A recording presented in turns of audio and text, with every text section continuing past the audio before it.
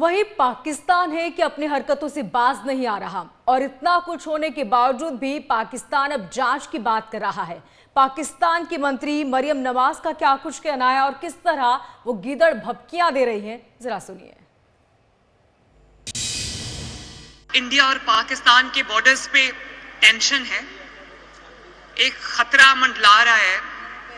फिक्र करने की जरूरत नहीं है। अल्लाह ताला ने पाकिस्तान को और पाकिस्तानियों को और पाकिस्तान की अफवाज को इतनी ताकत दी है कि वो दुश्मन का हर वार का मुकाबला कर सकते हैं। आज पाकिस्तान का कोई भी दुश्मन पाकिस्तान पर हमला करते वक्त 10 बार सोचेगा तो उसकी वजह यह है कि अल्लाह ताला के फजल से पाकिस्तान आज एक एटमी कुव्वत है। पाकिस्तान के पास एटम बॉम्ब है। तो सुना आपने किस तरह मरियम नवाज कह रही है कि पाकिस्तान के पास बहुत सारे उपकरण हैं और पाकिस्तान मुंहतोड़ जवाब देगा, जबकि हकीकत यह है कि भारत के पास जितने हथियार हैं उसके मुकाबले पाकिस्तान दूर दूर तक नहीं टिकता और यदि युद्ध की स्थिति बनती है तो पाकिस्तान को पस्त होने से कोई नहीं रोक सकता। पाक में मंत्रियों की नींद उड़ चुकी है। आधी रात प्रेस कॉन्फ्रेंस की गई और प्रेस कॉन्फ्रेंस कर उन्होंने कहा कि इस पर जांच होनी चाहिए, यानी कि इतना कुछ होने के बावजूद भी पाकिस्तान मानने को तैयार नहीं। प्रधानमंत्री जी 100 बार पहले भी कह चुके हैं, जिन्हें नहीं पता था उन्हें मालूम होना चाहिए। प्रधानमंत्री जी ने कहा है छेड़ोगे तो छोड़ेंगे नहीं। हमारे देश की संप्रभुता पर हाथ डालेंगे, हमारे गिरेबान पे हाथ डालेंगे तो कैसे छोड़ेंगे और क्यों हमारी सेनाओं को रुकना चाहिए। प्रधानमंत्री जी का ये स्पष्ट नीति रही है पहले से। देखो जिस तरीके ਦੇ ਹਾਲਾਤ ਬਣੇ ਹੋਏ ਨੇ ਹਿੰਦੁਸਤਾਨ ਤੇ ਪਾਕਿਸਤਾਨ ਨੇ ਇੰਨੀ ਕਾਇਰਾਨਾ ਹਰਕਤ ਆ ਜਿਹੜੀ ਉਹ ਸਾਡੇ ਦੇਸ਼ 'ਚ ਸਾਡੇ ਨਾਗਰਿਕ ਕੋਈ ਐਸਾ ਮੈਂ ਸਮਝਦਾ ਸੂਬਾ ਨਹੀਂਗਾ ਜਿੱਥੇ ਨਾਗਰਿਕ ਸਾਡਾ ਨਹੀਂ ਮਰਿਆ ਕਸ਼ਮੀਰ 'ਚ। ਤੇ ਇਸ ਵੇਲੇ ਪੰਜਾਬ ਆ ਜਿਹੜਾ ਉਹ ਬਿਲਕੁਲ ਬਾਰਡਰ ਤੇ ਆ ਪਾਕਿਸਤਾਨ ਤੇ ਸਭ ਤੋਂ ਪਹਿਲਾ ਸੂਬਾ ਹੈ ਤੇ ਅੱਜ ਹਿੰਦੁਸਤਾਨ ਦੇ ਪ੍ਰਧਾਨ ਮੰਤਰੀ ਫੌਜਾਂ ਦੇ ਜਰਨੈਲ ਹਰ ਇੱਕ ਹਿੰਦੁਸਤਾਨ ਦਾ ਨਾਗਰਿਕ ਇਹ ਚਾਹੁੰਦਾ ਵੀ ਕਿਸ ਤਰੀਕੇ ਨਾਲ ਹਿਸਾਬ ਜਿਹੜਾ ਹੈ ਪਾਕਿस्तान ਨਾਲ ਕੀਤਾ ਜਾਵੇ। पाकिस्तान के मंत्री ने खुद ने जब उसने अग्री किया, एडमिट किया टेलीविजन पर, इंटरनेशनल टेलीविजन पर कि हाँ हम आतंकवादियों को ट्रेनिंग देते हैं, उन्हें रसद पहुंचाते हैं, उन्हें एम्यूनिशन देते हैं, तो फिर और बचा ही क्या ये जानने के लिए कि पाकिस्तान ये कितना घिनौना काम करता है और पाकिस्तान कैसा आतंकवादियों को निर्माण करता है।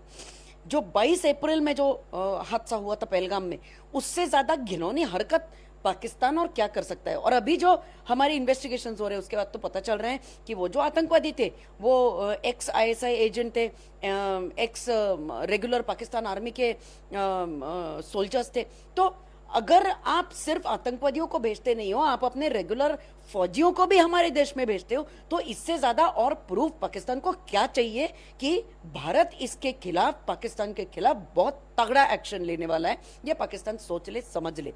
कल की जो मीटिंग हुई थी प्रधानमंत्री की, 90 मिनट की मीटिंग चली थी, तीनों आर्मी चीफ, CDS और NSA के साथ इन लोग डिस्कस कर रहे थे कि क्या एक्शन किया जाएगा, कब और कैसे अप्रोप्रिएट एक्शन रहेगा। और इस बार तो तगड़ा जवाब देना है पाकिस्तान को। प्रधानमंत्री ने जिस प्रकार कहा है और जैसे सारे भारतीयों के दिल में है कि पाकिस्तान का इस बार नामो निशान मिटाने वाले हैं। इतनी बार पाकिस्तान को वार्निंग दिया फिर भी पाकिस्तान सुधरा नहीं। हमने एक सर्जिकल स्ट्राइक किया, बालाकोट किया, फिर भी पाकिस्तान सुधरा नहीं। तो वो वैसी बात है ना कि हम कितने भी बार उनको सिखाने की कोशिश करें, पाकिस्तान ये सीखने वाला राष्ट्र नहीं है। इसीलिए उस राष्ट्र का हम लोग नामो निशान मिटाने वाले हैं। तैयारी पूरी हमने कर ली है, वॉर गेम्स हमारे पूरे रेडी हैं, हमारे पास पूरे गोला बारूद रेडी हैं। एंड हम लोग इस बार वंस एंड फॉर ऑल हम लोग इस एपिसोड को द एंड लाने वाले हैं, पाकिस्तान का नामो निशान मिटाने वाले हैं।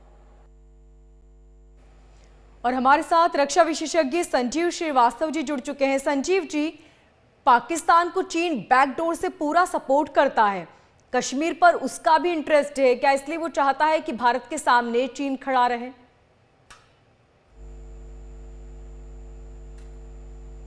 जी आपका सवाल जरा एक बार फिर से दोहराएंगे आप? संजीव जी, जिस तरीके से पाकिस्तान और चीन की दोस्ती हम देख रहे हैं, चीन पूरी तरीके से पाकिस्तान को बैकडोर से सपोर्ट कर रहा है, क्या कश्मीर में चीन का भी कहीं ना कहीं कोई इंटरेस्ट है, इसलिए वो चाहता है कि भारत के और पाकिस्तान दोनों आमने सामने खड़े रहें? जी देखिए, जहां तक चाइना के अभी तक के रिएक्शंस का प्रश्न है, चाइना के अगर आप शुरुआती उसके जो रिएक्शंस पहलगाम की आतंकी घटना के ऊपर आए थे, उसमें उसने इस पूरी घटना की निंदा की थी। जो लोग वहां पर निर्दोष लोग, मासूम लोग मारे गए, उनके प्रति अपनी संवेदना भी व्यक्त की थी।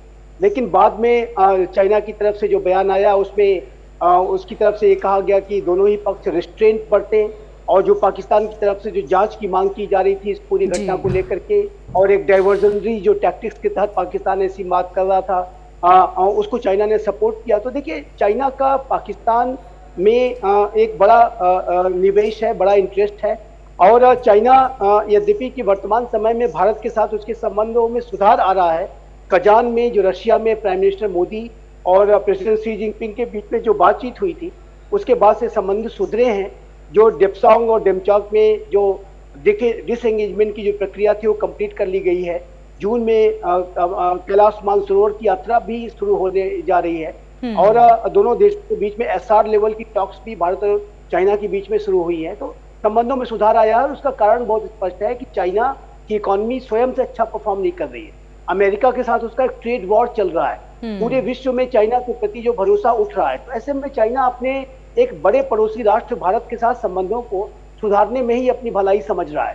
तो इसी वजह से चाइना ने, लेकिन जो जैसे कि मैंने कहा कि सीपीईसी के तहत चाइना ने पाकिस्तान में 62 बिलियन से भी ज्यादा का पैसा निवेश कर रखा है।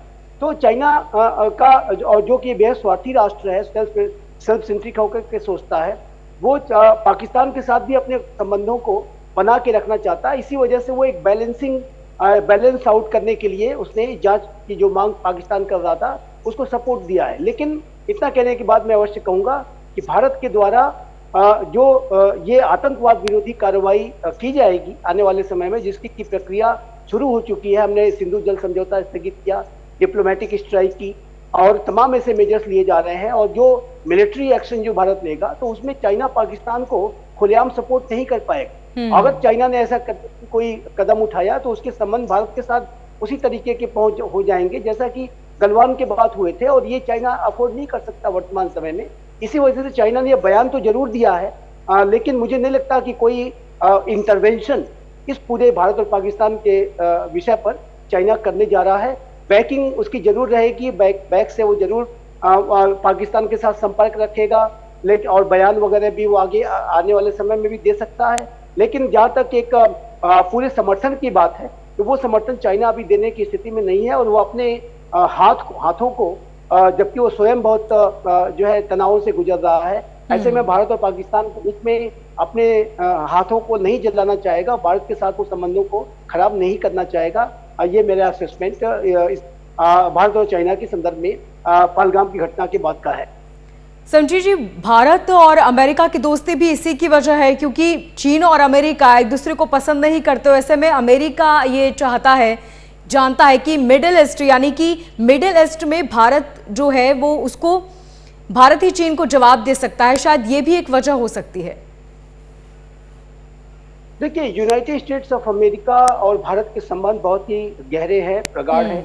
दोनों ही देशों के जो संबंध है, विश्व के सबसे बड़े लोकतांत्रिक दो जो भारत और अमेरिका राष्ट्र हैं उनके बीच के संबंध हैं। हमारे साझा लोकतांत्रिक मूल्यों, साझा हितों, साझा अवसरों तथा साझा चुनौतियों पर आधारित संबंध है। और जब चुनौतियों की बात आती है तो भारत के लिए और अमेरिका दोनों के लिए चाइना भी एक चुनौती है और आतंकवाद भी एक चुनौती है। और जाहिर है कि भारत का जो महत्व इंडो पैसिफिक रीजन, जो हिंद प्रशांत क्षेत्र है, उसमें सबसे बड़ा है, क्योंकि इंडो पैसिफिक रीजन में भारत सबसे बड़ा महत्वपूर्ण स्थान रखता है। और जाहिर है कि भारत को विश्व का सबसे बड़ा लोकतंत्र है, लेकिन इंडो पैसिफिक रीजन में चाइना का पड़ोसी होने के नाते भारत की जो रणनीतिक अहमियत है वो बहुत बढ़ जाती है। और अमेरिका इंडो पैसिफिक रीजन में चाइना के विस्तारवादी मंसूबों पर लगाम लगाने में भारत के साथ सहयोग चाहता है। और भारत भी जाहिर है कि चाइना को चैलेंज के तौर पर देखता है, तो भारत और अमेरिका दोनों के हित में ये होगा कि वो चाइना के मंसूबों पर, विस्तारवादी नकारात्मक मंसूबों पर लगाम लगाने के लिए साथ में आए। दूसरा, भारत और अमेरिका दोनों ही आतंकवाद से के विक्टिम्स रहे हैं। अमेरिका में 9/11 की घटना हुई थी 2001 में, और जो विश्व का सबसे बड़ा आतंकी हमला था। और भारत में 26/11 की घटना हुई, अनेकों हमले हुए, और अभी लेटेस्ट पहलगाम का ये हमला हो गया है। तो ऐसे में जो आतंकवाद की चुनौती है वो भारत और अमेरिका दोनों के लिए एक साझा चुनौती है। और इस साझा चुनौती में भारत और अमेरिका एक दूसरे के साथ सहयोग करने का संकल्प व्यक्त करते रहे। अभी आप देखिए तो चाहे जितने भी ज्वाइंट स्टेटमेंट भारत और अमेरिका के बीच में पिछले 25 वर्षों में आए हैं, सब में आतंकवाद की चुनौती के संदर्भ में दोनों देशों ने अपनी संकल्पबद्धता व्यक्त की है कि दोनों साथ में लड़ेंगे। और उन ज्वाइंट स्टेटमेंट्स में आप देखेंगे कि भारत और अमेरिका संयुक्त रूप से ये कहते हैं, बार बार पाकिस्तान को ये कहते हैं कि पाकिस्तान जो 26/11 के जो परपेट्रेटर्स हैं उनके खिलाफ कार्रवाई करे, पाकिस्तान आतंकियों को शरण देना बंद करे।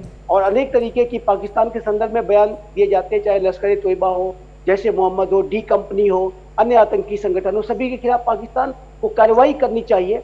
इस बात को भारत और अमेरिका संयुक्त रूप से कहते रहे। तो मेरा ऐसा मानना है कि चाहे वो चाइना की चुनौती हो, चाहे वो पाकिस्तान प्रायोजित आतंकवाद की चुनौती हो, दोनों में अमेरिका एक दूसरे के साथ सहयोग कर रहे हैं।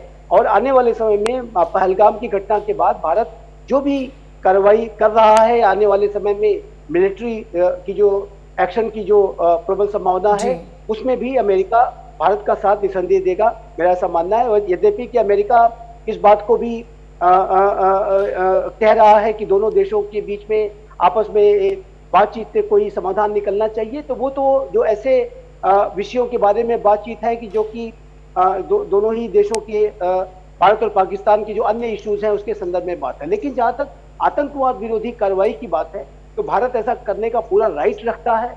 और अमेरिका के director of national intelligence Tulsi Gabbard, जो भारत की यात्रा पर भी हाल में आई थी, उन्होंने भी पहलगाम की घटना की निंदा की और ये भी कहा कि भारत आने वाले समय में जो भी कार्रवाई करेगा उसमें अमेरिका भारत के साथ खड़ा है। जाहिर है कि वो आतंकवाद विरोधी कार्रवाई की वो बात कर रही थी, लेकिन पाकिस्तान के साथ अमेरिका अपने संपर्क को बनाए हुए है, पहले भी वो बनाए रखता है।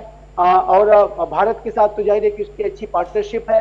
लेकिन अमेरिका के संदर्भ में मैं ये कहूँगा कि जहाँ तक कश्मीर के विषय का प्रश्न है, और कश्मीर के संदर्भ में सिर्फ एकमात्र इशू जो भारत और पाकिस्तान के बीच में बचा हुआ है, वो ये मैं स्पष्ट रूप से कहना चाहता हूँ कि पाकिस्तान ऑक्युपाइड कश्मीर और गिलगित बल्तिस्तान का जो इलीगल ऑक्युपेशन है, उसको पाकिस्तान कब खत्म करेगा, और जम्मू और पाकिस्तान ऑक्युपाइड कश्मीर और गिलगित बल्तिस्तान का भारत में विलय कब होगा, सिर्फ यही एकमात्र इशू भारत और पाकिस्तान के बीच में बचा हुआ है। और ये जो विषय है भारत और पाकिस्तान के बीच का द्विपक्षीय विषय है। भारत इसमें किसी तीसरे पक्ष की मध्यस्थता न तो पहले स्वीकार करता रहा है, न तो अभी करेगा, न आगे भी करेगा। और ये जो विषय जो भारत और पाकिस्तान के बीच में पाकिस्तान ऑक्युपाइड कश्मीर और गिलगित बल्तिस्तान का विषय है, ये द्विपक्षीय विषय है, जो कि शिमला समझौते, जो कि पाकिस्तान ने भी दावा करता है, उसने रद्द किया है। लेकिन जो शिमला समझौता और लाहौर डिक्लेरेशन के आधार पर ही तय हो सकते हैं। इसमें कोई तीसरा पक्ष चाहे वो अमेरिका ही क्यों ना हो, उसकी मध्यस्थता भारत स्वीकार नहीं करेगा। बिल्कुल ठीक कहा संजीव जी आपने। भले ही अमेरिकी राष्ट्रपति ट्रंप ने नपा-तुला बयान दिया हो, लेकिन उन्होंने इस पूरे हमले की कड़ी निंदा की। और न सिर्फ अमेरिका ने बल्कि कई देशों ने इस हमले की निंदा की है। एक सवाल जो मेरे जहन में बार बार आ रहा है संजीव जी, कि जब भी इस तरह के हमले होते हैं, हम देखते हैं कि एक कहावत कही जाती है कि जब पत्थर बाहर का कोई व्यक्ति मारता है तो हम घर में छुप सकते हैं, लेकिन घर में अगर पत्थर पड़े तो कोई कहाँ जाए। जिस तरीके से कश्मीर में जिन आतंकियों के घरों को अभी तोड़ा गया है, आसपास के लोगों ने कहा कि वो लंबे समय से यहाँ रह रहे थे, लेकिन किसी को शक नहीं था। इस तरह के लोगों को समझ पाना कितना मुश्किल है। वो पहले पाकिस्तान गए, वहां पर उन्होंने ट्रेनिंग ली, और उसके बाद यहाँ पर आके कई आतंकी वारदातों में वो शामिल रहे। देखिए, ये जो देश के अंदर ही बैठे हुए देश के जो दुश्मन हैं, गद्दार, ट्रेटर्स, देशद्रोही, जासूस, स्पाइस, जिनको कि हम ओवरग्राउंड वर्कर्स और स्लीपर सेल्स के नाम से जानते हैं, ये जाहिर है कि बड़ी चुनौती है।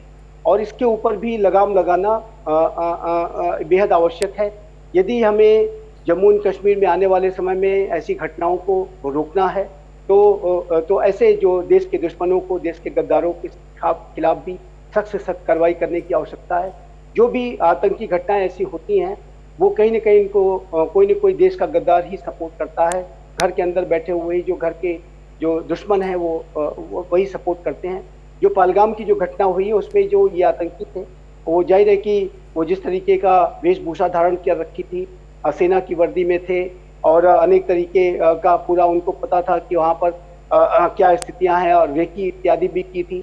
और जो नई रिपोर्ट्स आ रही हैं कि कई लोकल लोगों के भी उसमें शामिल होने की खबरें हैं, और जो आपने जैसा बताया कि कई के जो घरों को जमींदोज किया गया है। तो ये इस तरीके की जो देश के खिलाफ काम करने वाले और अपनी ही थाली में छेद करने वाले जो लोग हैं, इनके खिलाफ भी सख्त से सख्त कार्रवाई होनी चाहिए और ये भी एक बड़ी चुनौती है। लेकिन हमारी जो सुरक्षा एजेंसीज हैं वो ओवरग्राउंड वर्कर्स और स्लीपर सेल्स की लगातार तलाश में रहती हैं और जहाँ कहीं भी इस तरह का शक होता है उनके खिलाफ कार्रवाई की जाती है। लेकिन एक डिमॉन्स्ट्रेबल एक्शन उनके ऊपर लेकर के दिखाया जा रहा है और जो उनके घरों को जो बुलडोज किया गया है, जमींदोज किया गया है, वो जाहिर है कि उसी प्यूनिटिव, उसी सजा देने की प्रक्रिया का हिस्सा है। और जाहिर है कि इस तरीके की जो शरण जहाँ कहीं भी ऐसे देश के गद्दारों को शरण मिलती है, वो भी लोग उतने दोषी हैं जितने कि ये आतंकी जो जिन्होंने सीधी सीधी हत्याएं की है वो दोषी हैं। तो उनके खिलाफ भी कठोर कार्रवाई की प्रक्रिया चल रही है और मेरा ऐसा मानना है कि ये भी जो ओवरग्राउंड वर्कर्स, स्पाइस और स्लीपर सेल्स को ढूंढना और उन्हें उनकी कृत्यों की सजा दिलाना और उनके ऊपर लगाम लगाना भी काउंटर टेररिज्म ऑपरेशन का एक अभिन्न अंग है और इसको भी लगातार करते रहने की आवश्यकता है। संजीव जी, इतना कुछ होने के बावजूद भी पाकिस्तान अब भी कह रहा है कि मामले की जांच कर लीजिए, जो भी हुआ उसमें हमारा कोई हाथ नहीं, जबकि दुनिया का सबसे बड़ा आतंकी ओसामा बिन लादेन पाकिस्तान में छुपा हुआ था, वो भी वहां पर जहां पाकिस्तान सेना के कई बड़े अफसर रहते हैं। तो क्या इतना काफी नहीं है ये बताने के लिए कि पाकिस्तान आतंक परस्त मुल्क है? देखिए, जैसा कि हमारी परमानेंट रिप्रेजेंटेटिव यूनाइटेड नेशंस की डिप्टी परमानेंट रिप्रेजेंटेटिव योजना पटेल ने कल ही जो यूएन में बयान दिया है कि पाकिस्तान के जो ये आतंकी चरित्र का अब इतनी बार वो बेनकाब हो चुका है कि अब हमें ये सरप्राइज नहीं करता है। जैसा कि आपने रक्षा मंत्री ख्वाजा आसिफ ने एक बीबीसी को दिए गए साक्षात्कार में ये एडमिट किया कि हम डर्टी वर्क करते रहे, और उन्होंने बहाना दिया कि ये डर्टी वर्क वेस्टर्न कंट्रीज के कहने पर हम कर रहे थे। लेकिन उन्होंने एक कन्फेशन तो किया कि हमने डर्टी वर्क किया, हमने आतंकवाद को प्रेशर दिया, सपोर्ट दिया, इत्यादि इत्यादि। तो ये जो पाकिस्तान का जो एडमिशन वो स्वयं कर चुके हैं। इमरान खान भी कई बार इस बात को कह चुके हैं कि हाँ, हमने आतंकियों को सपोर्ट दिया, पूरा टेरर का नेटवर्क हम चलाते हैं। और तो ये जो पाकिस्तान का जो एडमिशन है अब वो इतनी बार हो चुका है कि वो अब हमें सरप्राइज नहीं करता है। और इसी वजह से अब पाकिस्तान के ऊपर सिर्फ शब्दों से काम नहीं चलेगा, बल्कि उसके ऊपर सख्त एक्शन, जो उसके ऊपर कार्रवाई करके दिखाने की आवश्यकता है। और पाकिस्तान तो बेनकाब है ही।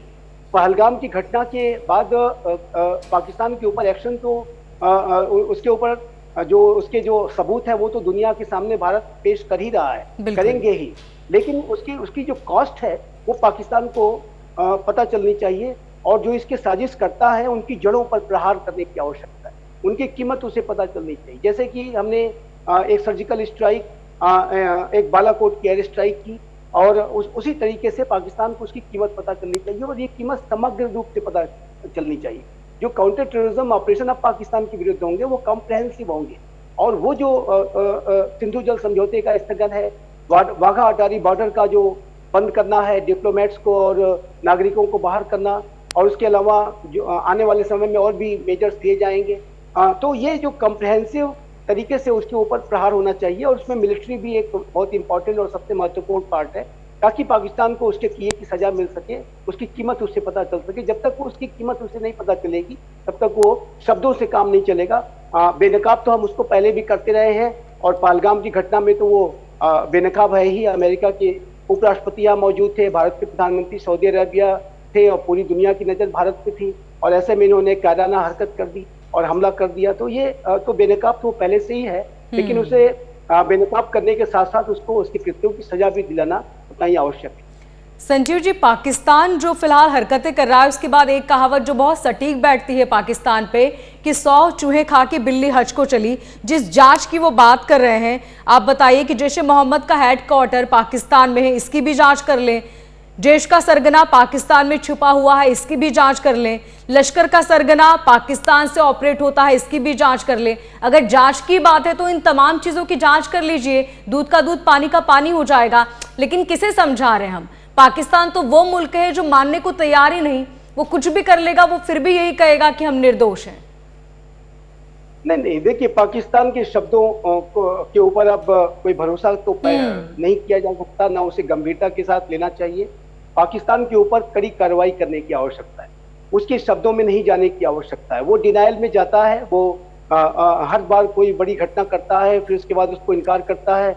उसने तो वो भी इनकार किया था कि ओसामा बिन लादेन हमारे यहाँ मौजूद था, और जब ये पकड़ा गया और जो अमेरिका ने सब दिखा दिया कि या तो आपकी टेरिटरी में मौजूद था, आपकी मिलिट्री एकेडमी के बगल में वो रह रहा था, तो इनका फिर ये कहना था कि हमें पता नहीं जी कि वो कैसे वहां आ गया, कैसे वहां रह रहा था। कसाब जो कि भारत में पकड़ा गया था 26/11 का, उसको जब हमने कहा तो उसने कहा कि हमारे यहाँ से नहीं गया, हम नहीं जानते कि कौन आदमी है। तो ये जो पाकिस्तान का डिनायल है, ये एक बेशर्मी की जो सारी हदें हैं उसने पहले ही पार कर रखी हैं, और पाकिस्तान के ऊपर कोई भी भरोसा नहीं किया जा सकता। उसके शब्दों पर जाने की आवश्यकता नहीं है, शब्दों को गंभीरता के साथ लेने की आवश्यकता नहीं है। सारे शब्द दुनिया को भ्रम में डालने के लिए है। सच बताऊं तो अगर आप इसकी रियलिटी देखें इस पूरे हमले की, तो मैं आपके दर्शकों के लिए कहना चाहता हूं, पाकिस्तान के आंतरिक हालात ही बहुत खराब है। पाकिस्तान में सेना के ऊपर ही आतंकी हमले कर रहे हैं, सेना के ऊपर आतंकी तहरीके तालिबान पाकिस्तान सेना को ही टारगेट करते हैं। बलूचिस्तान में BLA BLF सेना के काफिलों को उड़ा देते हैं, ट्रेनें अगवा कर ली जा रही है, एक प्रांत के लोग दूसरे प्रांत पर हमले कर रहे हैं। जो पंजाब के लोग जब बलूचिस्तान जाते हैं तो बलूचिस्तान के लोग पंजाबियों पर हमले कर देते हैं, क्योंकि बलूच लोगों को बड़ा इनके अंदर ग्रीवांस है कि पंजाबी लोग उनके ऊपर बहुत अत्याचार कर रहे हैं। और पाकिस्तान में जो रूलर्स हैं वो वहाँ पर सुन्नी पंजाबी डोमिनेशन है, और ऐसे में जो अन्य प्रांतों के जो लोग हैं पाकिस्तान के, वो बड़े ही ज्यादा उनके अंदर असंतोष रहता है। पाकिस्तान की सेना बहुत उनके ऊपर अत्याचार करती है। तो पाकिस्तान और तहरीके तालिबान पाकिस्तान तो जैसे अफगानिस्तान में तालिबान शासन करता है, वैसे ही वो पूरे पाकिस्तान में शासन करना चाहता है और सेना के शासन को हटा देना चाहता है। तो पाकिस्तान की जो सेना पहले से दबाव में थी और और बहुत कमजोरियां फेस कर रही थी, अनेक उसकी कमजोरियां उजागर हो रही थी। तो उन कमजोरियों पर एक पर्दा डालने के लिए और अपने आप को आवाम के और अपनी विफलताओं की आलोचना से बचाने के लिए जनरल मुनीर ने, जो कि मुल्ला मुनीर की तरह से बातें करते हैं, उन्होंने एक भारत के फ्रंट पर हमला करा करके सारा अटेंशन भारत की तरफ डाइवर्ट करने की साजिश रची। एक डाइवर्जनरी टैक्टिक्स के तहत किया गया है, लेकिन वो ये भूल गए कि भारत किसी भी डाइवर्जनरी टैक्टिक्स का टूल नहीं बनेगा। भारत के ऊपर अगर टारगेट करके आप यदि अपने आप को बचाने की कोशिश करोगे तो आप बच नहीं सकते हो। भारत जैसे राष्ट्र की अब नीति आतंकवाद के प्रति 0 टॉलरेंस की है, और ये जो नया भारत है आतंकवादी घटनाओं को बर्दाश्त नहीं करेगा।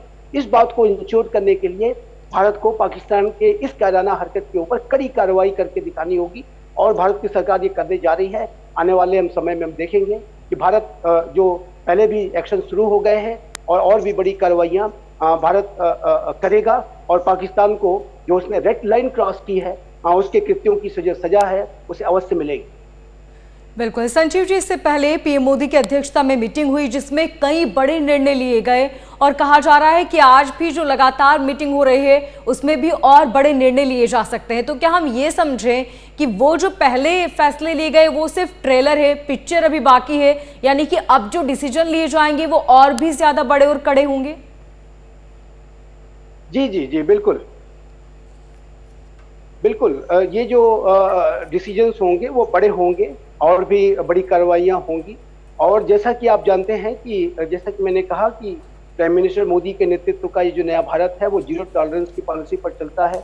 और पहले का समय बीत चुका कि जब 26/11 जैसी भी घटना हो गई और उस समय की सरकार ने कोई कदम नहीं उठाए, कोई कार्रवाई नहीं की। लेकिन आज का ये जो नया भारत है वो ऐसी घटनाओं को बर्दाश्त नहीं करता, और आतंकवाद के प्रति कड़ी से कड़ी कार्रवाई की जा रही है। Operation all out Jammu and Kashmir में पहले से चल रहा था। पाकिस्तान के ऊपर हमने 2 स्ट्राइक पहले से कर रखी थी, और अब जब फिर से पाकिस्तान ने एक बड़े हमले को अंजाम देने में उसे सफलता मिल गई है। जाहिर है कि ये भारत को अस्वीकार्य है, अनएक्सेप्टेबल है, और भारत इसकी जो कॉस्ट है वो पाकिस्तान पर इम्पोज करेगा, और पाकिस्तान को पहलगाम में किए गए इस कायराना हरकत की सजा अवश्य मिलेगी। संजीव जी, कहा यह भी जा रहा है कि एनआईए ने अपनी जांच और भी तेज कर दी है। उस इलाके में एनआईए की टीम पहुंची जहां पर ये पूरा हमला हुआ था, आसपास के लोगों से पूछताछ की जा रही है। इस तरह के जब हमले होते हैं और एनआईए की टीम वहां पर पहुंचती है, आपको क्या लगता है क्या वहां से निकलकर सामने आएगा?